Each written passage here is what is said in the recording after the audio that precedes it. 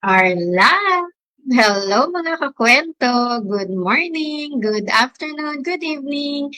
Good evening here sa Pinas, wherever you are tuning in. So to those who will watch later or will watch the replay, thank you. So welcome back to another episode of Kape at Kwento, Kwentong Pagbabago, where we keep it real about life, change, and growth, one coffee at a time. So ako po si Lori, a former OFW, a mom of two, the face behind Life with Love business page, and now a proud digital business owner. So ngayon, I'm eating this, bibingka. Taba. Yeah, bibingka. Masarap siya. From Mang Dome. Mang Dome, oh, ayan. Hindi makita, ayan, okay. Mang Domeng's Bibingka. So may tagline siya, the next generation of good taste. Masarap siya. Kung gusto niyo bumili, bumili kayo. So anyway, I'm so happy I'm here with you again to inspire you, whether you're an OFW or a stay-at-home mom, a busy parent, or a retiree wondering if it's too late to start something new. So today's kwento is close to my heart kasi I want to talk about something that changed the way I see success. So leveraging other people's wins to create your own. So let me ask you this, may kakilala ba kayo na nagsimula ng online business tapos ngayon may resulta na? Yung dati mong kasabayan lang sa trabaho, ngayon nasa bahay lang, pero earning. Or maybe nakita mo sa news feeds mo, puro wins, puro results, sila yung mga nagsimula na dati. At aminin natin, minsan may kuro at mapapatanong tayo, bakit nila nagawa yon? Bakit sila successful na? Buti pa sila. Sana all. Pero mga kakwento, how will you win if di ka makapag-start? So instead of wondering, why not start your own journey? So use their success as proof that this business works. Let their wins inspire you, not to envy, but to take action. So these people you admire, they're willing to help, but you've got to take the first step. So just remember, this is not a get rich quick scheme. It takes effort, it takes time, it takes dedication. So don't expect that when you start today, tomorrow, or the next day, or a month later, milyonaryo ka na. So but if you're willing to show up and do the work, you'll see how many what you will see how why so many people are winning here. And soon, you could be one of them.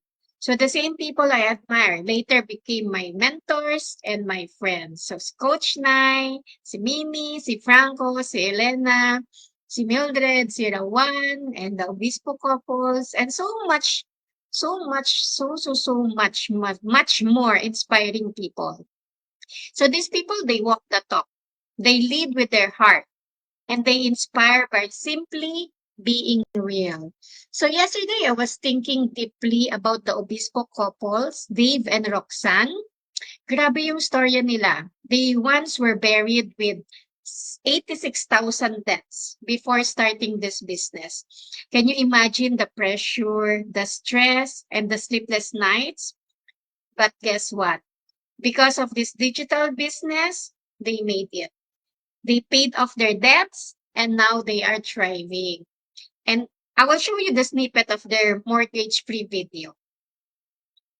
Are you signing up with your own money? Are you selling your home? Own money, own savings. So to do that, what you would need to do is send a request by email. Okay.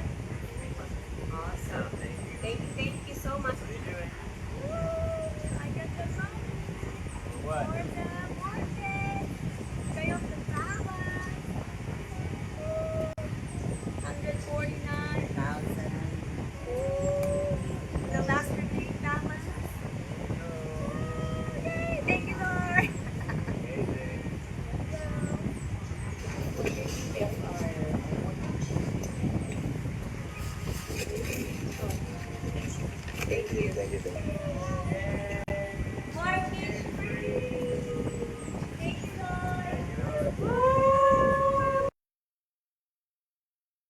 Ah, 'di ba ang saya-saya? I think the volume is not that okay. So medyo hindi niya narinig. But that's the snippet of their mortgage-free video. 'Di ba ang saya-saya? So within 3 years, mortgage-free na sila. Yung pinakita niyang check is $149,000.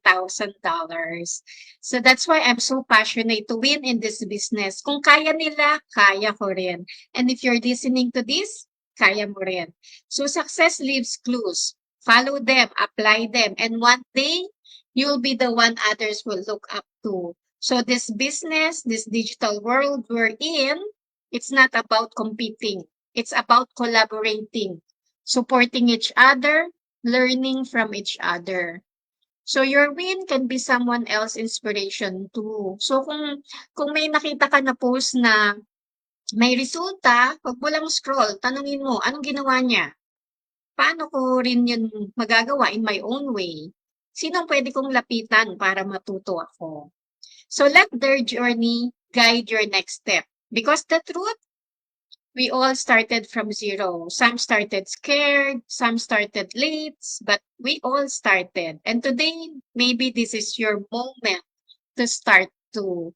So habang iniinom mo yung kape mo, tanungin mo yung sarili mo, ano pa bang iniintay ko? Until when ako manunood ng success ng iba? So comment below or message me if you want to be surrounded by people who are not just winning, but willing to show you how. I will be cheering you on. So stay hopeful, stay humble, and remember, success is better when shared. That's why I'm here. I'm sharing with you the gold mine that I saw. And you just need to check it out. Walang mawawala sa'yo. Instead, you're grabbing the best opportunity. Hindi tayo laging malakas or laging may trabaho. So start your side hustle habang may lakas ka pa and may legacy kang maiiwan sa mga anak mo. So thank you for spending your time with me again tonight, mga kakwento. So let's continue to open our hearts to new possibilities, open our minds to new ways of earning, and open our lives to true freedom. So see you again on my next episode of Kape at Kwento, Kwentong Pagbabago. Bring your coffee, bring your dreams, and let's talk change. So let's continue to earn smart and live free and grow into the person God created us to be. So if you want to learn more, you can message me or sign up on my website at www.loriramos.com with your name and email.